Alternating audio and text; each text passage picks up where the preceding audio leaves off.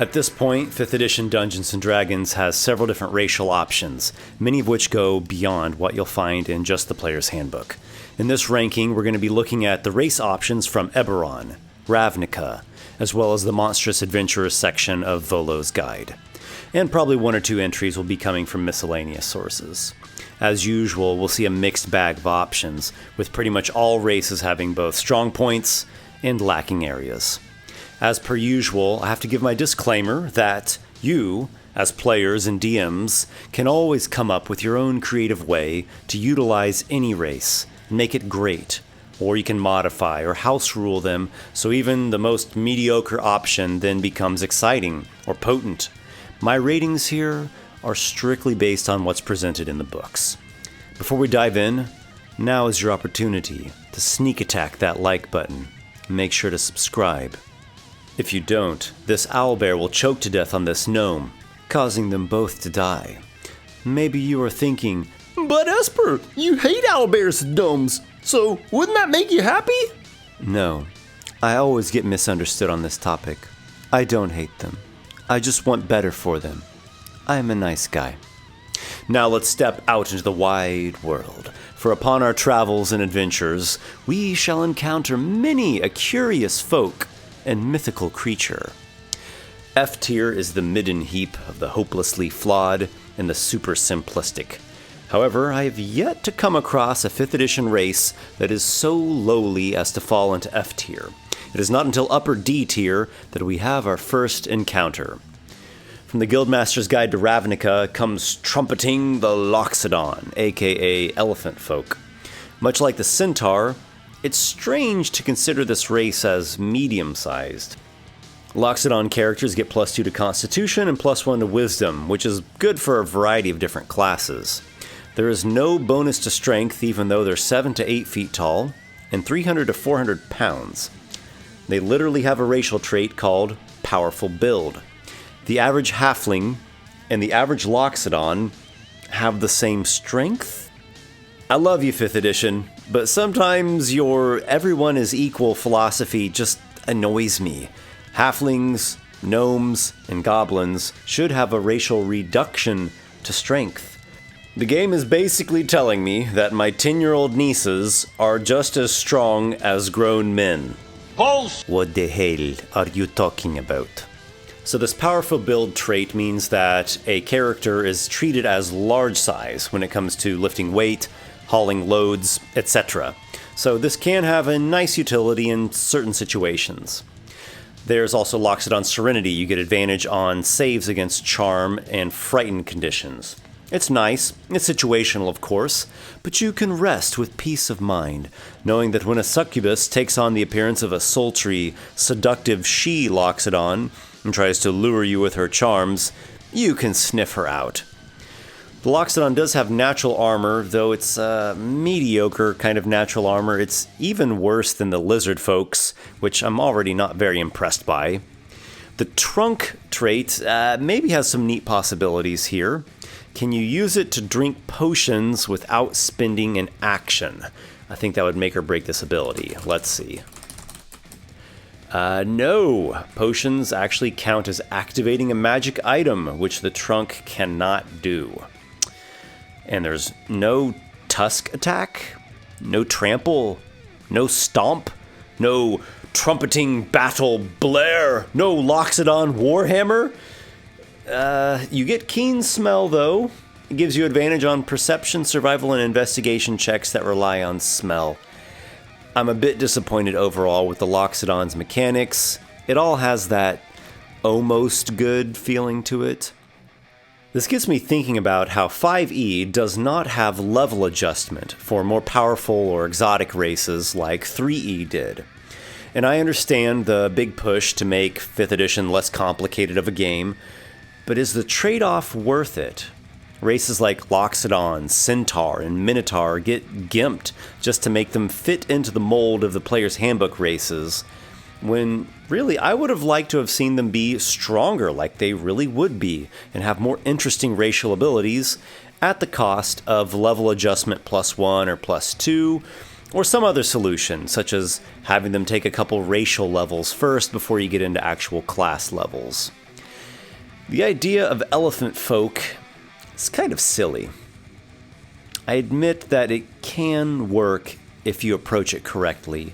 One of my favorite fantasy stories ever, The Tower of the Elephant by Robert E. Howard, has an elephant folk type race in it, so I can't entirely dismiss the idea. The difference is, in that story, there's only one of them who is the lone survivor from a strange and distant world, and he's trapped and slowly being tortured to death in a sorcerer's tower.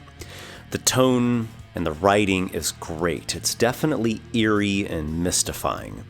Then, in D&D and Magic the Gathering, we have elephant people just walking down the street. Like, I can just go into the town outfitter to get some lantern oil and... Oh, top of the morning to you! No thanks. If I implemented the Loxodon, they would be a small group, an esoteric tribe of mystics who live in seclusion out in the wilds, something like the Uru from the Dark Crystal. Definitely not just regular townsfolk. At last, the crystal calls. The Loxodon lore in Guildmaster's Guide to Ravnica is decent at best. They're slow-moving unless enraged, patient, loyal, disciplined, benevolent, master stoneworkers and architects, wise and long-lived. So, I guess not terrible, but altogether fairly generic and kind of on the boring side. There's no great story hooks, no interesting flaws or secrets, nothing truly unique other than being people with elephant heads. And that's it for D tier. Moving up to C tier, we come across the Orc. Hailing from their origins in Tolkien's Middle-earth are the Orcs, a long-standing classic D&D monster, a staple really, right up there with the likes of goblins, hags, trolls, and dragons. Just so commonly featured of a race in fantasy. We find their player character stats in both Volo's Guide and Eberron, with the Eberron book including some nice lore specific to that setting. In standard baseline D&D, the Orcs are associated with the god Grumpsh, a brute, chaotic evil god with one of his eyes put out.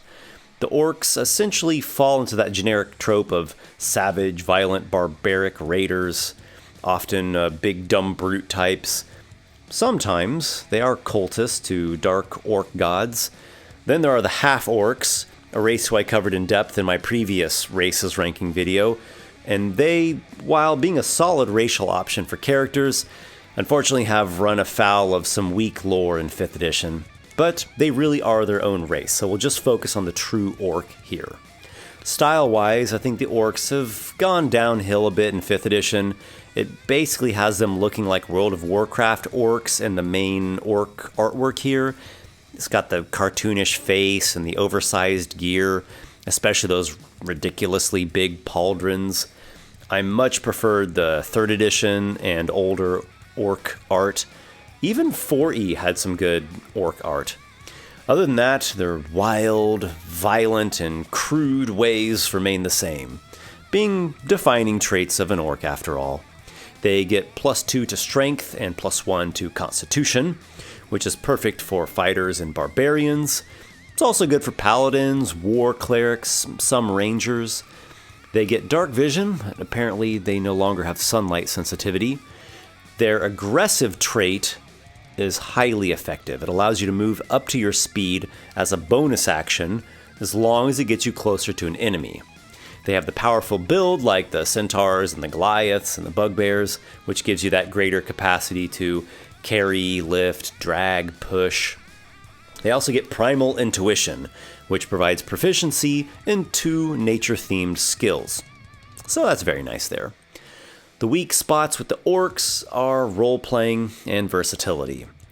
As always, you as a player can create interesting ways to roleplay your orc character, maybe even go against the mold, but the race itself doesn't do you any favors. Orcs are one of the most stereotypically brutish races ever. Of every D&D campaign that's ever featured orcs, probably 99% of them just use them as rough, foul-tempered bad guys that want to raid and pillage, and the adventurers simply have to fight and slay them. In terms of versatility, in true D&D fashion, anything that has a primal or nature-based theme gets relegated to oversimplified, shallow stereotypes, and only the urban-based races have more complexity.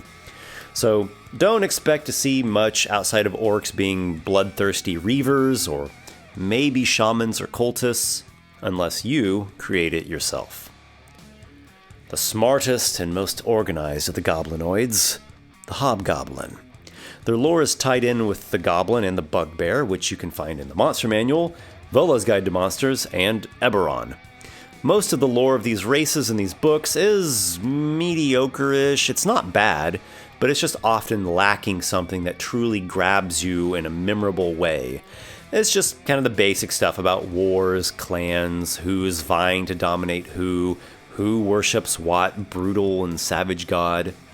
The Hobgoblin, in terms of ability score adjustments, gets +2 to Constitution and +1 to Intelligence. It's a little odd. It kind of means the Hobgoblin race, by its ability score bonuses, appeals a bit more to the Wizard and the Artificer. But those aren't really the classes that most come to mind to me when I think of Hobgoblins. Hobgoblins, they're usually soldiers and maybe scouts. So a fighter, maybe a rogue or a ranger, maybe even a lawful evil paladin of conquest or vengeance. If 5th edition had a tactician or a warlord class that utilized intelligence in some way, that would be really fitting. +2 con is great for a fighter, but no bonus at all to strength or dex is a hard sell. They get dark vision, that's always nice. They get martial training, which actually benefits non-fighter classes more, because the fighter already has those proficiencies. So again, this is like making the case for a Hobgoblin wizard or maybe a war mage. Saving face is a decent trait. It can be kind of situational, and it relies so much on your allies being close to you. If you don't have any ally within just 30 feet of you, it does nothing. So overall, I'm a bit disappointed with the Hobgoblin. I'd say they barely squeak into mid-C tier. The Vedalken comes to us straight out of Magic the Gathering's Ravnica world, and actually, many years before that, they originated in the Mirrodin world. They are a smart, refined, technologically advanced race of blue people like you see in almost every sci-fi universe ever.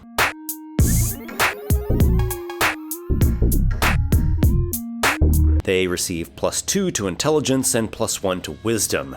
That mainly gears them towards being wizards and artificers. Also, I could definitely see Vedalken rogues or bards, especially ones that are focused on investigating, thieves' tools, sleight of hand. I hope someday to see a Vedalken barbarian. That would be amusing. Vedalken Dispassion is a racial trait that gives you advantage on wisdom, charisma, and intelligence saving throws. All 3 of them. That is extremely useful.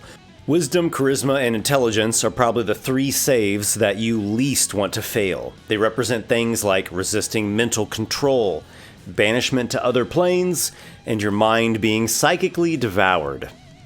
Tireless Precision is also great. It gives you proficiency with either Arcana, History, Investigation, Medicine, Performance, or Sleight of Hand. And proficiency with one tool of your choice.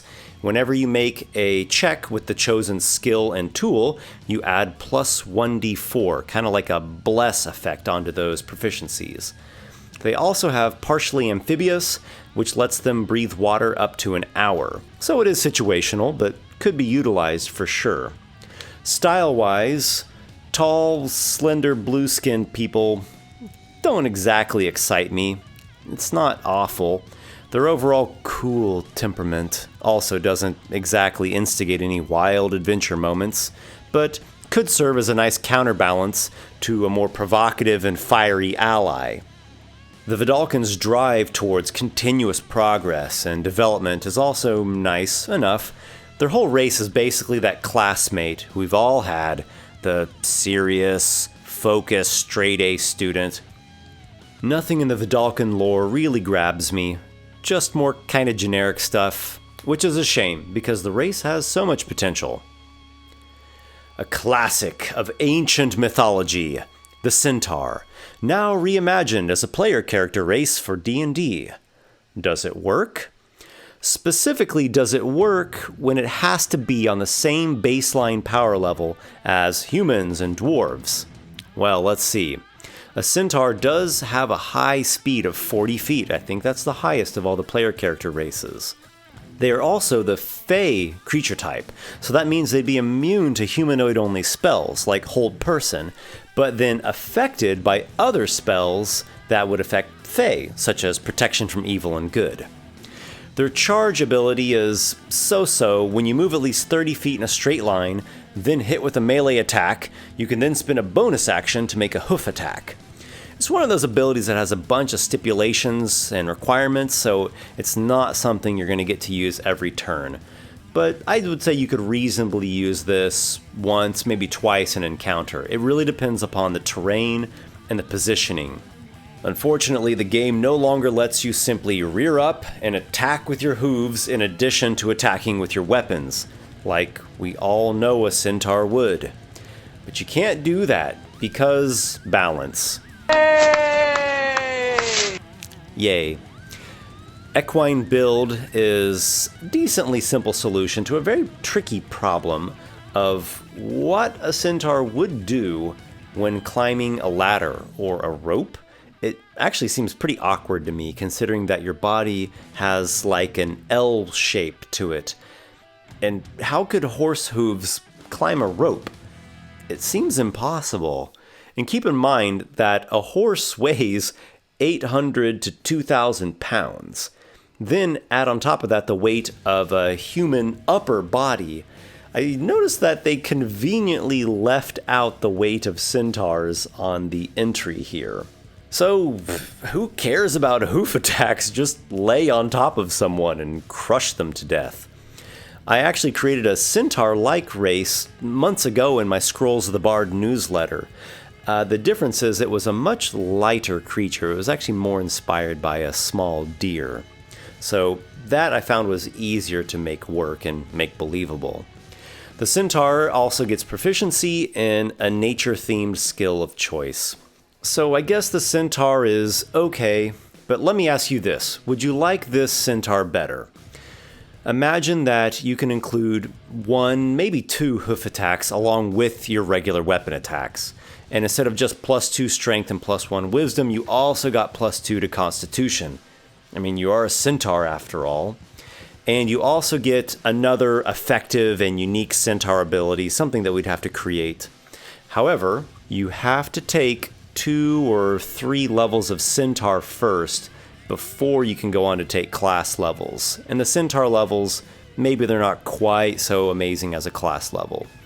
Or alternatively, instead of the centaur levels, you just have +1 or +2 level adjustment. So a level 3 centaur is treated as if he was a 5th level character because your race is at a stronger baseline power level.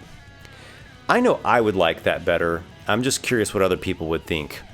I also would probably include along with that some more kind of interesting lore and racial ecology that prompts role-playing and decision-making. Well, I would like that better. But now, let us hasten along. The Goblin awaits us. We already have guidelines to Goblin characters in Volo's Guide to Monsters, and they're again featured in both Ravnica and Eberron. They are a small-sized race, which has its trade-offs. They get dark vision, and they have 2 key racial traits. One is Fury of the Small. Once per short rest, when you deal weapon damage or spell damage to a creature larger than yourself, you can deal additional damage equal to your level. So it's kind of plain, but if you do get into mid or high levels, this bonus damage will definitely be noticeable. You got to get outside the low levels though, because it's going to be trivial there, dealing 1, 2, 3 extra points of damage once per short rest. We also need to ask ourselves, how many games of D&D actually get into high levels? I personally have run several campaigns that have lasted months, even years, and they've spanned lots and lots of levels. but what I do is not exactly the most common thing out there. I would wager that about 80% of D&D games are in the level 1 to 5 range. The other key trait is Nimble Escape, which I think is probably their best ability. It allows a goblin to use Disengage or Hide as a bonus action, at will. This is really useful. You just have to make sure that you actually implement it, and you have to get into that groove of using roguish skirmisher tactics. Goblin aesthetics and lore I covered in depth in my Goblins ranking video, so definitely go check that out if you want to take a deeper look. The short version is that some goblins look interesting and have character to them, while others are generic green bald guys. Lore-wise, they're not terrible, but they do leave a lot to be desired. So this will wrap up C tier. Now we've gotten through the mediocre and the lopsided, and we are moving on to the high tiers. Kicking off with low B tier is the Shifter. If you want to play a werewolf, werebear, were-tiger, etc., this is the race for you. It's essentially the light version of a full-on lycanthrope. They do have a fair amount of variety as a race, with each shifter having some sort of spirit animal that inspires and influences it. However, in reading over the lore, nothing really stuck out to me. They're a race that walks the line between the primal wilds and civilization. They're connected to beast characteristics, and they like to be free and self-reliant. It's decent, but it's nothing that we haven't seen many times before. It's like D&D is allergic to making races that have compelling flaws. The Tiefling and the Drow come to mind, but very few others do. What if shifters all fell into madness 2 nights a year when a blood moon rose in the sky? Or if they shift more than once a day, there's a chance they'll go berserk, becoming fiercer and more animalistic, but also bloodthirsty and violent to anyone who's nearby them.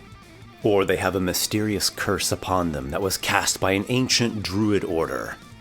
No, they're just barbarian, druid, ranger type people that like rustic settings. Oh, like wood elves, and Goliaths, and furbolgs, half-orcs, lizardfolk, centaur, fae, merfolk, and all human tribes? Oh, okay. Mechanics-wise, shifters get dark vision and shifting. That is their main trait, their namesake ability. It is a bonus action. It can be used once per short rest or long rest. And when you shift, you gain temporary hit points equal to your level plus your constitution modifier. And depending upon what type of shifter you are, what your subrace is, you get different bonuses and ability score adjustments on top of that. The Beast Hide shifters are inspired by bears or boars. They're the tough ones. They get +2 con and +1 strength and proficiency with athletics. And when you shift, you get 1d6 extra temporary hit points and +1 to AC. Longtooth shifters are generally predator type animals, maybe a wolf, lion, tiger, panther, hyena. You get +2 strength and +1 dex, proficiency with intimidation. While shifted, you grow these larger fangs that you can use as a bonus action to bite, dealing 1d6 plus strength piercing damage. Wow. Finally, 5e gives us a race with a natural weapon that I can just bite with at will as a bonus action, though only while it's shifted. The Swift Stride shifters are inspired as well by feline type animals, and they are the more graceful ones. They get +2 to dexterity and +1 to charisma, proficiency with acrobatics. While shifted, they gain +10 to speed, can move 10 feet as a reaction whenever a creature ends its turn within 5 feet, and this movement doesn't provoke opportunity attacks. The Wild Hunt shifters don't draw from any specific animal, just a general sense of animals that are good at tracking and stalking, and also intuition and perceptiveness. They can be seen as shaman-like. They get +2 to wisdom and +1 to dexterity and proficiency with survival. While shifted, you have advantage on wisdom checks, and no creature within 30 feet of you can gain advantage on attacks against you, as long as you're not incapacitated. The shifter is pretty cool overall, but it reminds me yet again of something I miss from 3rd edition. Now, I truly believe that 5th edition overall is a superior system, but I get fed up with all of these almost races. It's like we can only get access to the watered-down version of things. I would much rather play a straight-up lycanthrope or a shifter who has more potent abilities, even if it meant I had to take a +1 or +2 level adjustment or have some other kind of balancing compromise along with it. It's like if you wanted actual whiskey, but 5e only lets you have light beer. Or you wanted to go mountain climbing, but 5e only gives you a foam-padded playground. Of course, you can house rule, you can homebrew a solution, and actually, that is a strength of 5e. It's very modifiable. I just wish the developers would have given more consideration to gamers who like things that are a bit more advanced and a bit edgier. So, you do you, Shifter. Take your bites as a bonus action.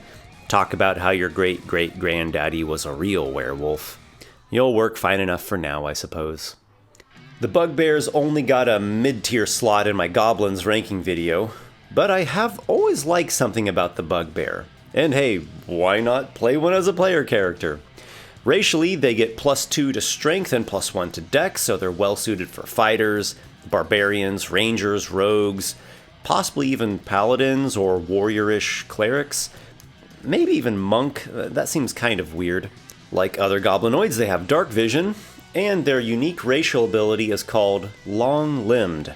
It gives your melee reach a +5 foot increase, which is a nice benefit, though I am still slightly confused about how opportunity attacks work with reach in 5th edition. The rules as written indicate that you make opportunity attacks when creatures move out of your melee reach, not between squares within your reach and not coming closer to you. So if you take that very strictly, a Bugbear with a 10-foot reach with a sword, let's say, cannot opportunity attack a creature that goes from right next to him out to 10 feet away. He can only do it when that creature is moving from beyond that 10 feet range. But why would a Bugbear not be able to opportunity attack someone going from a distance of 5 to 10 feet, like everyone else can? That makes no sense.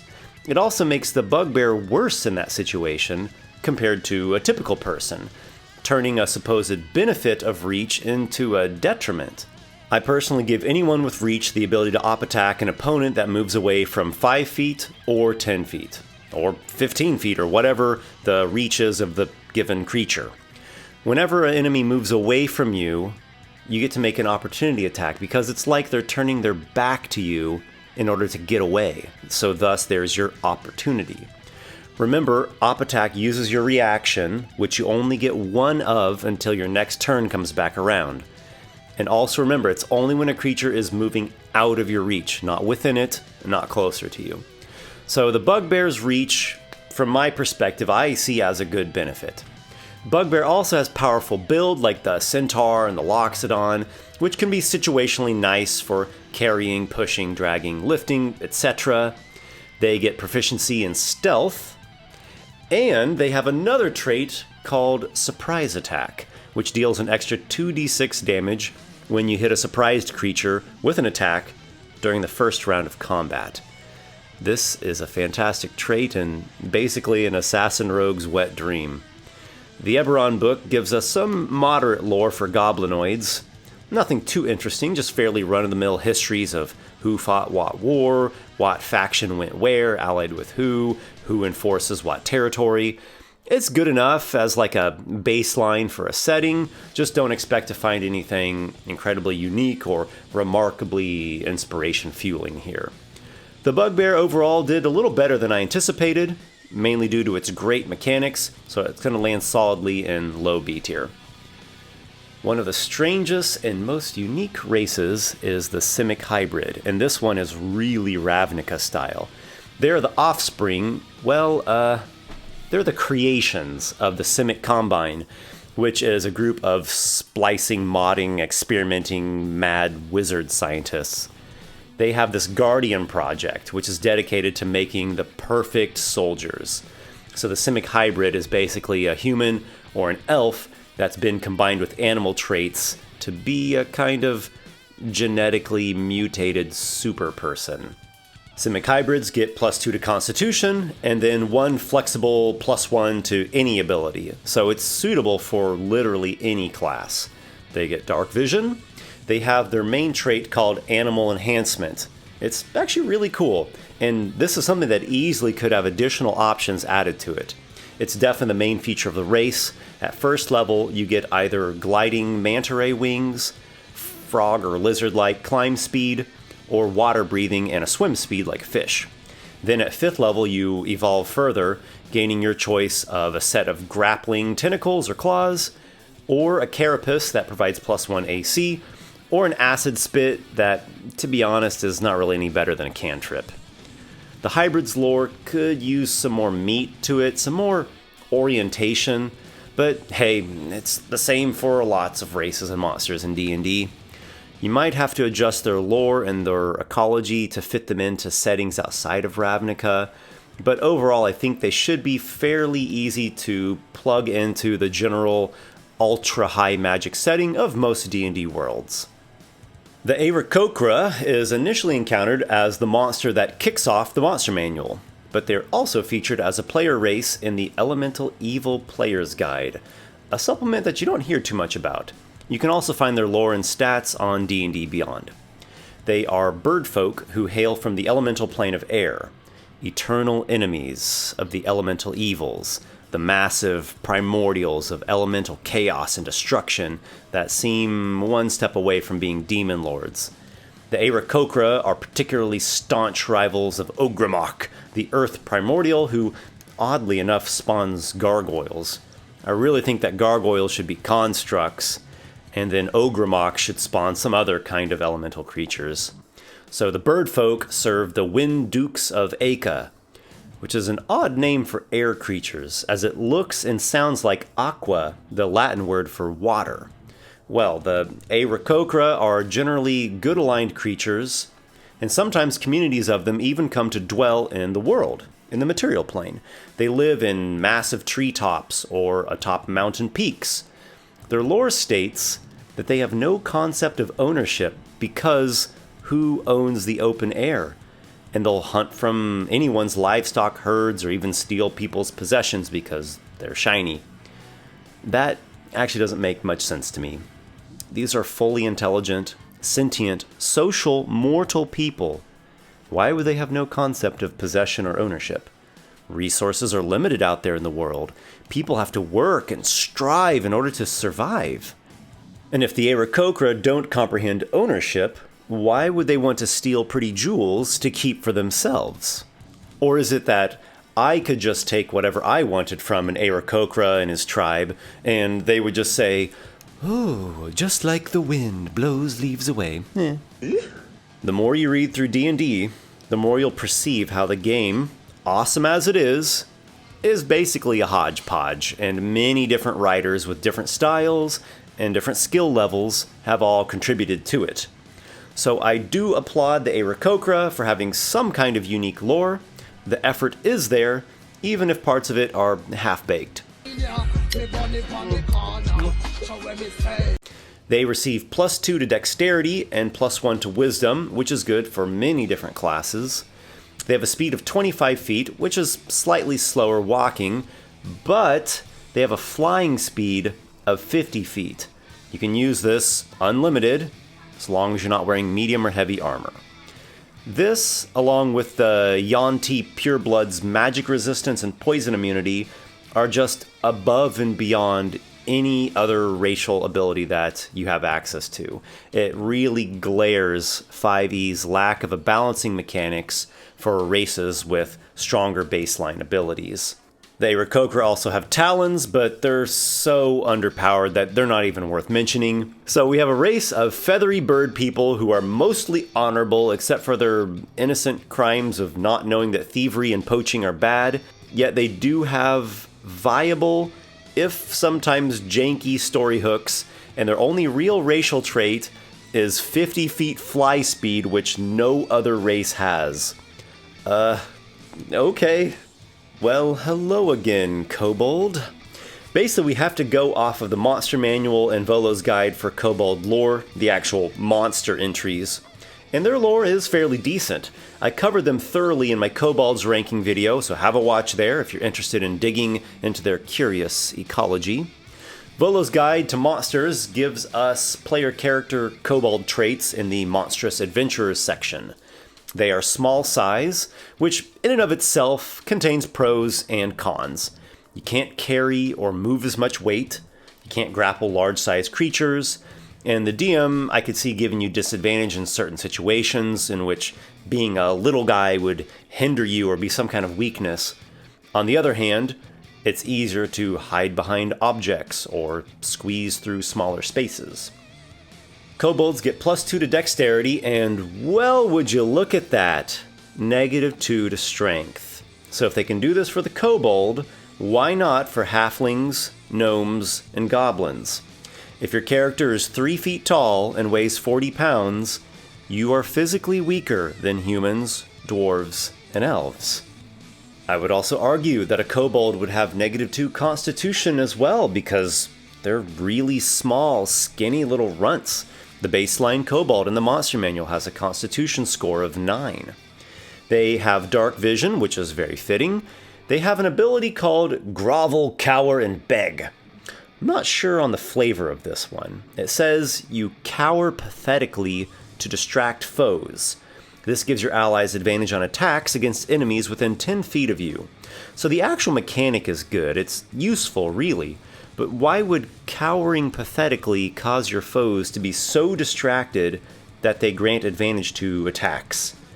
I would reflavor this as something like raucous yapping, and it's your rat, lizard, dog yapping that distracts the foes. But again, the effect itself is nice. Pack Tactics is another great trait. It gives you advantage on any attack roll against a creature that has one or more of your allies adjacent to it. It's awesome. Kobolds also have sunlight sensitivity, like Drow do. It gives you disadvantage on perception checks to spot and on attack rolls whenever you or the target is in bright sunlight. Yes, this is a drawback. Yes, it is a good thing to give races and characters flaws. I'm telling you, flaws, vulnerabilities, inner conflicts, these are the greatest drivers of storytelling. I personally love the idea of races that have downsides built into them. And that's what we see here with the Kobold. You get the -2 to strength and sensitivity to sunlight, but Pack Tactics is really potent, and Grovel, Cower, and Beg, or Raucous Yapping, are also quite effective. The Kobold really is a cool race for those who like the idea of playing an underdog, or an under-lizard. I rate it in mid-B tier. Next we have Iron Man. The Warforged is the iconic race from the Eberron setting, and it's one of the defining elements that made Eberron a success. Though I personally prefer to create and run campaigns in my own setting, I do quite like Eberron. It's a unique world that has some good writing and interesting ideas, with hints of steampunk, noir, intrigue, even a bit of Indiana Jones in there.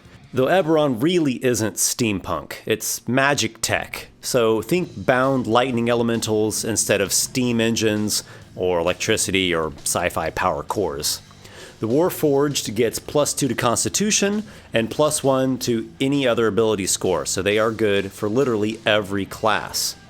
Constructed Resilience is quite a strong trait. It gives you resistance against poison damage and advantage on saves versus the poison condition. You do not have to eat, drink, nor breathe. You're immune to all diseases, and you do not sleep. Neither can magic put you to sleep. Sentry's Rest is decent. It plays into what we just talked about with the Warforged not sleeping. It states that in order to take a long rest, you go into an inactive state for 6 hours, during which time you're still aware of your surroundings. Integrated Protection is how 5e is handling the Warforged plating, which isn't exactly plating anymore. Honestly, I still like the 3e version of this better. Now the Warforged get +1 to AC, and they actually wear armor. Donning it involves them incorporating the armor into their body over the course of an hour, which can be a short rest. The armor then cannot be removed unless the Warforged spends like an hour to remove it. It doesn't really work for me. Warforged have plating. Look at their damn art. They're built with plating. Why wouldn't they be? I much prefer deciding during character creation whether you were created with light, medium, or heavy plating, which then governs your baseline AC and dexterity restrictions. Then you can go on to take feats if you want to get like mithril plating, adamantine plating, spikes, etc. It can still be upgraded or enhanced later, enchanted. Not only is that just cooler, it makes a lot more sense. The specialized design trait is also really good. It gives you proficiency with any one skill and any one tool. You can also speak Common and one other language. So none of the Warforged traits are exactly exciting. They're all basically passive benefits, but they're all viable, effective, and broadly applicable to basically any class. The Warforged do lack the natural beauty and the classic aesthetics of races like human and elf, but there is something interesting about the Warforged style, somewhere between sci-fi and fantasy. Maybe a golem, kind of steampunk. We could think of endless modifications to the Warforged body. Really, it's memorable and it's unique. What more can you ask for there? Role-playing a Warforged is a mixed bag. On the one hand, your emotions are more limited compared to a typical person's. But on the other hand, you have this built-in motivation of finding your identity and your place in the world. Lore is compelling, with a solid story and a hook for you to either play off of or subvert, as the Warforged were created to be the soldiers of the last great war, but now what do you do? So, Warforged is a great race, though it could have been even better. Dipping back into classical mythology, the Minotaur comes charging at us from the mists of ancient Greece.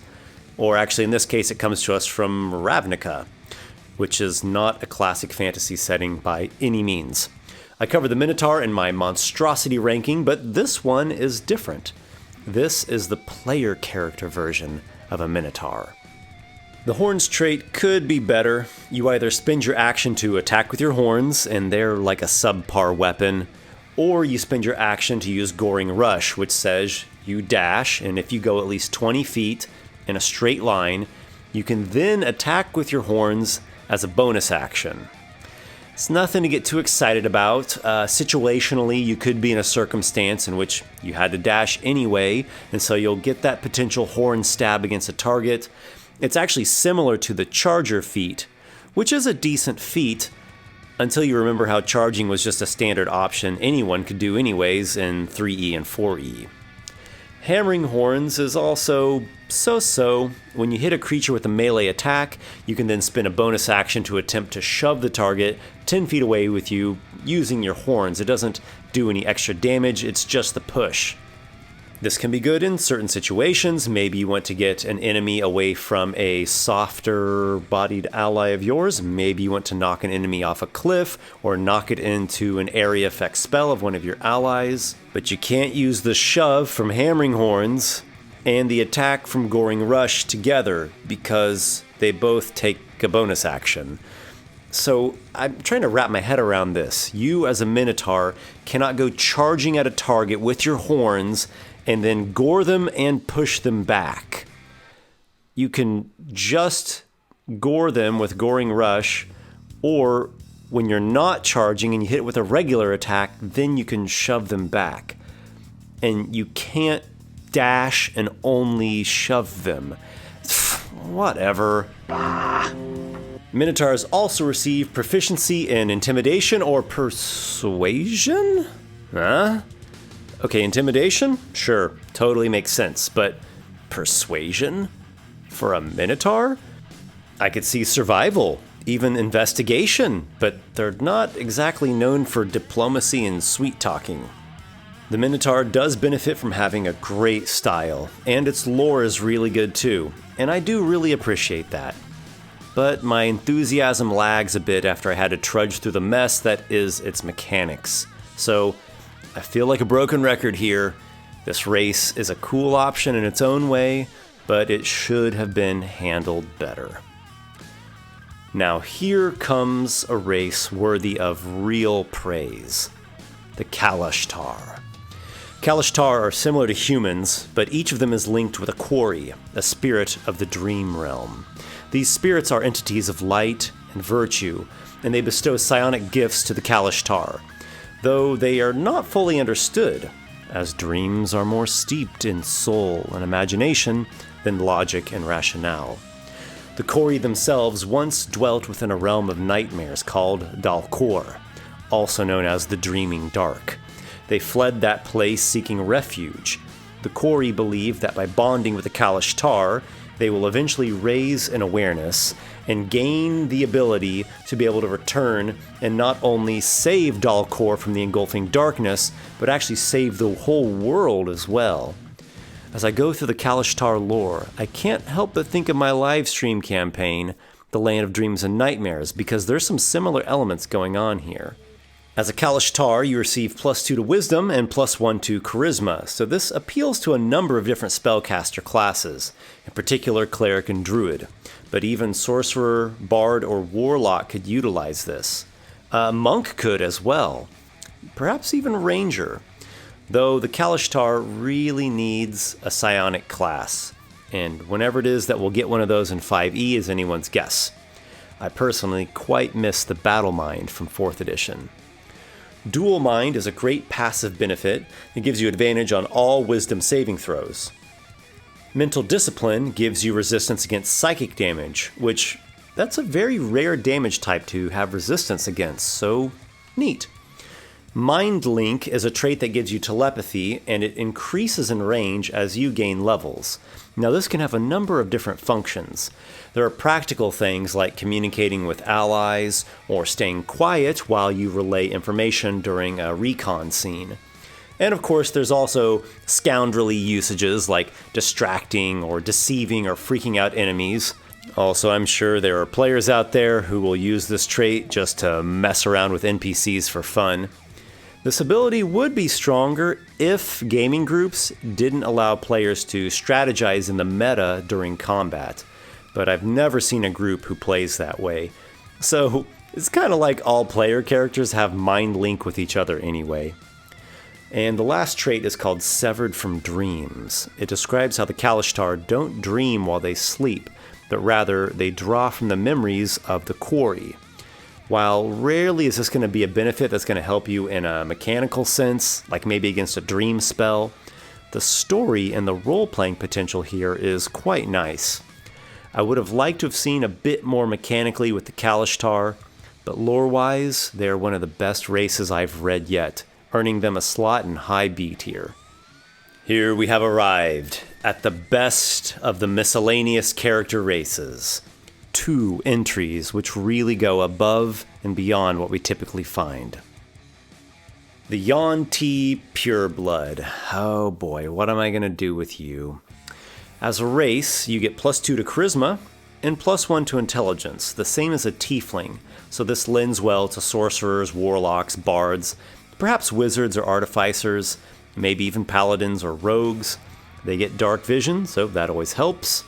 Their innate spellcasting trait grants Poison Spray, the cantrip, at will.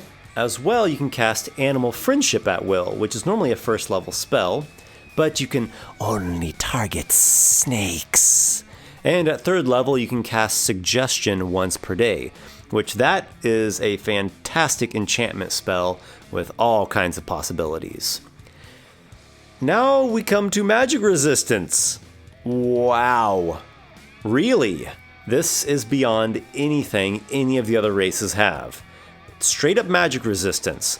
You get advantage on all saving throws against spells and magical effects. And, wow again, they have poison immunity. Just immune. All poisons do nothing. And they speak Common, Abyssal, and Draconic.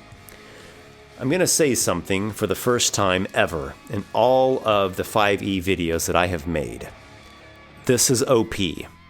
Yeah, the yuan-ti Pureblood is overpowered. Maybe you could make the case that since they are emotionless, evil bastards, that sort of balances things because you'll be met with suspicion or hostility in many places you go, but that's so open-ended, and there's so many ways to mitigate that. Really what we're seeing here is 5th edition's shortcomings with not using level adjustment or racial levels or some other balancing mechanic for races that just have a stronger baseline power compared to typical races like human, dwarf, elf, and halfling. It also so happens that the yuan-ti have some really good lore. Ages past, they were humans, and they had a legendary, powerful empire. A serpent-worshipping religion rose to prominence, which led to magic rituals and rites that transformed the yuan-ti into these human-snake hybrids and all their variants and mutants. Their empire eventually fell, but there are still remote areas in which the yuan-ti communities thrive, erecting settlements around their mystifying temples and shadowy cabals. They view emotions as nothing more than a weakness to be exploited, and their serpent gods are but a means by which to attain power. The yuan-ti are perfect villains in many contexts, from evil spellcasters and cultists, to assassins and blackblades, to fanatical warriors, battle mages, monstrosities, and on and on. Their plots and aspirations are many, though always with an evil design, or at least an impure, callous, and selfish temperament. I would have some concerns about having a yuan-ti pureblood character in one of my own campaigns, and I'm generally very open-minded and allow about anything. Strictly from a mechanic standpoint, there's really no comparison between the yuan-ti and other races. Think of them compared to Hobgoblin or Loxodon or Dragonborn. It's vastly more powerful. Maybe at first level the yuan-ti only has poison resistance, and it can gain advantage against one magic effect per short rest. Then at 5th or 7th level, the poison resistance becomes immunity, and at 9th or 11th level, the magic resistance becomes constant. Setting aside the sheer power level, I do have to admit that the yuan-ti is an A-tier race, strictly from how interesting and dynamic it is, as well as the intriguing ecology that is just ripe for storytelling. At the top of this ranking, in high A tier, is the Changeling. The Changeling's opening quote for flavor text is one of the best pieces of writing I have ever come across in 5th edition. It gives us an origin myth, a bit of something intriguing, and actually tells a story beyond just, "This race is proud and fair," or "These folk are ferocious and rustic." The Changeling race has a strong connection to the Eberron god, the Traveler, though this could easily be adapted to any setting. There are 3 common types of life situations for a Changeling. 1, he's born into a Changeling community in a city, and his people are open about who they are. 2, he's an orphan being raised by non-changelings and most likely hiding his identity, probably not even knowing any others of his kind. 3, he is born into a nomadic changeling clan who hides their identity, wandering the lands, posing as humans or whatever other race. The changeling ecology goes on to ask questions about identity, masks and personas, and relationships to other people. These are fantastic themes and honestly some of the deepest and most compelling topics I've ever come across in Dungeons & Dragons. Ability score wise, changelings get +2 to charisma and +1 to any ability score, so a fairly flexible class, and of course plays into their strength as tricksters and persuaders. Their shape-changing trait is the iconic ability of a changeling. The potential for what you can do with this is nearly endless. It's sure to lead on to many trickster gambits where you go in and you try to deceive the enemies. It also is going to lead to all sorts of role-playing, spying, and just good old shenanigans. And you can apply this in all kinds of scenes, from interaction to exploration, and even combat, of course.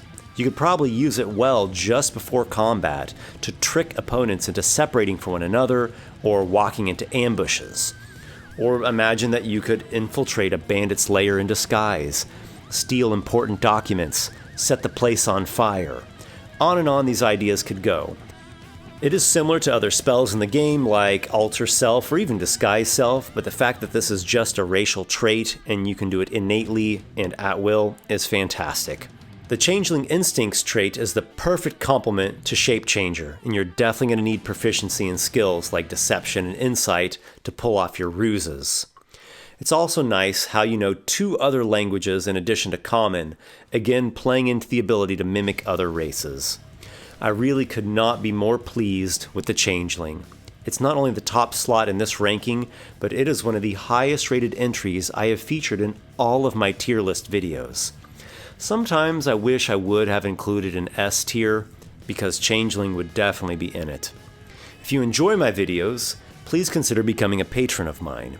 You get access to encounter maps and the full version of my newsletter, and every month I select VIPs to contribute monster ideas and participate in the Bard stream, where you can ask questions and interact with me about all things related to tabletop role-playing, fantasy, writing, character development, world building, and anything really.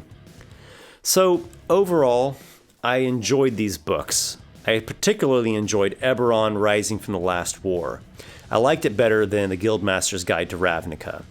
Not only are the races done better, but Eberron just has great writing. It's more developed, it's a more fleshed out setting. While I do like the concept of Ravnica for a D&D world, it falls short in a number of different ways and just doesn't deliver as I would have liked.